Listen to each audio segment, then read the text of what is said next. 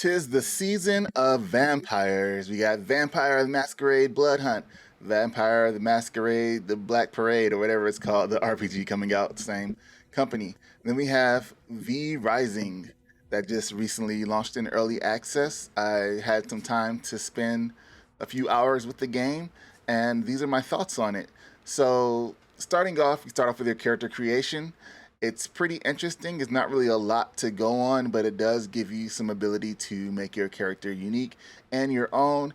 Even though the character shots are kind of like overhead and a little bit pulled back on the camera, you are still able to zoom in and still see the features of your character up close. Personally, between the two models, you get to choose from a triangle body shape and an hourglass body shape. I actually prefer the hourglass body shape a little bit more so than what would be considered the male body shape when creating a character. So that's the one I went with because I just felt like I'd appreciate running around with it a lot better.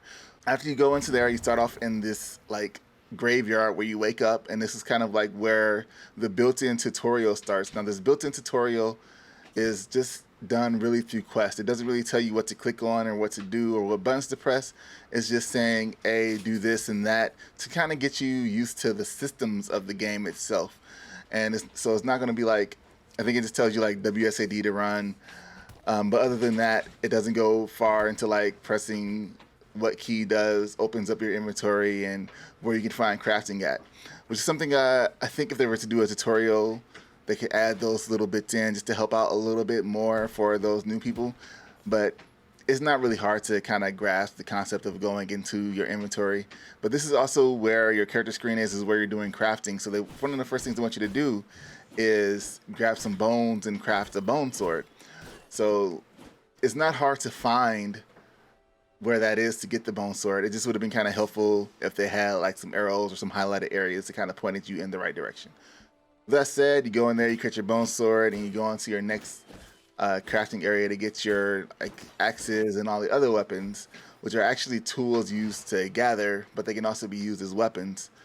And this is where it gets kind of interesting at. Well, like I said before, WASD is your movement, and then you use your mouse to attack. Your left mouse button attacks, and it also attacks in a direction. And how the combat and movement kind of plays is, if you ever play, like, I guess I'm old, so the first thing that comes to mind for me is Super Smash TV, where you have to use two sticks to move your character around. One character is moving you in one direction while you're shooting in another direction.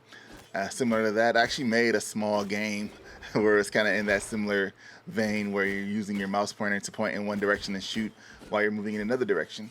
And how that works is like normally in an ARPG or a game where it's like a click to move game, you're used to kind of clicking on the enemy you want to attack. But in this case, you're just kind of like turning into that area, turning in the direction that the enemy is to attack. And that takes a little bit to get used to, especially coming from games like Diablo, where your mouse is actually pointing you in the direction. There's not really a lot of camera rotation, and it kind of like, it just takes a little bit to get used to, is what I want to say there.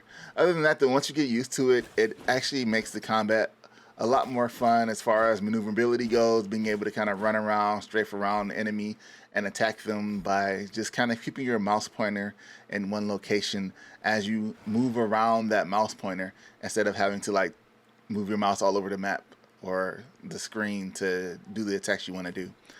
So after that said, the leveling process is done through your weapons and gear. Each gear item level kind of adds to your overall level. So as you get better equipment, that increases your total level, and that's what makes you be able to take on higher leveled enemies. I think that's kind of cool. Kind of eliminates some of that grind, because you're going to be also collecting a lot of materials and things like that to get your buildings set up and all the pieces inside the building. If you guys ever play like real-time strategy games where you have to get your resources, one of the things that it really makes me think of, to be honest with you, is Valheim. How you're going out collecting your resources, bringing them back, and you use those to kind of get stronger, get more armor, and everything you need to kind of continue going on in the game. I do plan on having a video kind of helping you guys get started with what you should probably focus on a bit first, and some tips to get going in the game. So make sure you subscribe and like this video so you can be up to date on that when it drops, which I'm trying to get out this week. So the building aspect of it is pretty cool because you can build your castle, and it kind of ties also into the combat. So you don't have everything unlocked to you. It doesn't unlock as you go up in levels. How more recipes and how building parts unlock is that you actually have to go out and find these special enemies with V blood to get their abilities, their knowledge, and their power. So it's like you feed on them and you get kind of like their knowledge and whatever power they may have. So that's kind of pretty cool.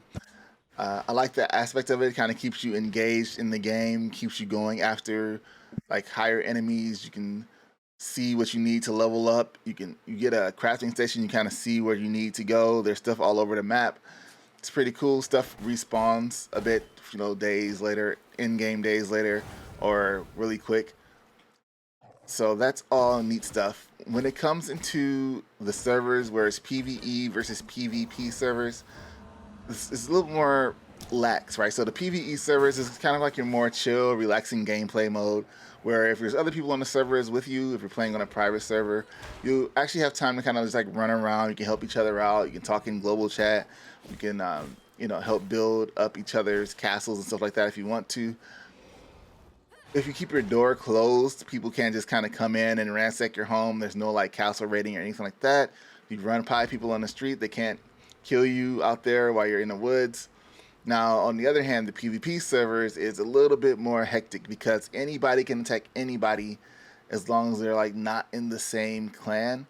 And on private servers, you can have up to 10 people in your clan, while on the regular servers, I believe it's only 4 people. So if you're playing with your regular servers and you don't really have like a clan, especially since they're so limited as far as like the groups go, you'll be able to be attacked. I was playing on a PvP server and I was running to go get this first boss monster, and then 2 guys came out of nowhere to attack the boss monster, and I'm like, oh snap, I kind of got to back away from this a little bit because there's 2 of them, and like one was a higher level. They were kind of like pulling the other one along, kind of helping them out. So I could have tried to attack, but I was still really fresh with like nothing, as I was just kind of starting in the game. I didn't really kind of understand where I should be at before I start going out of here. I was trying to like under level stuff because that's how I play stuff. I like to try to beat things when I'm under the level I'm supposed to. But so this was not a good look for me. They were like level 20. I'm like level 16, 15. It was like, oh, I gotta go, got to go. But with that said, when you see other vampires in PvP, you have a hesitation where you're like, oh snap, do I go in or do I kind of like wait and see? And that's pretty cool. One of the things I thought in the PvE server when I was playing on that is, and I'm sure this happens on PvP servers also, is like enemies walk down the roads and sometimes they're actually enemies with each other. So there'll be like human enemy faction, two human enemy factions, and you can see them take each other out. And after all the chaos, you can be picking off people and grab all of the loot that drops. This is the same way that goes for the PvP servers.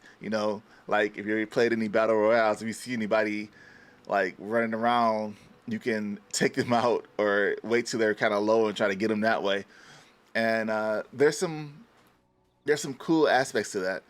Like as you level up your character, there's like more abilities you get to have and more things you can do, and it kind of makes that vampire life kind of interesting and engaging. It's not necessarily like your RPG where you're trying to seduce women or guys or talk your way through something with some Jedi mind tricks. You're mostly just going on the killing spree, and it's pretty fun.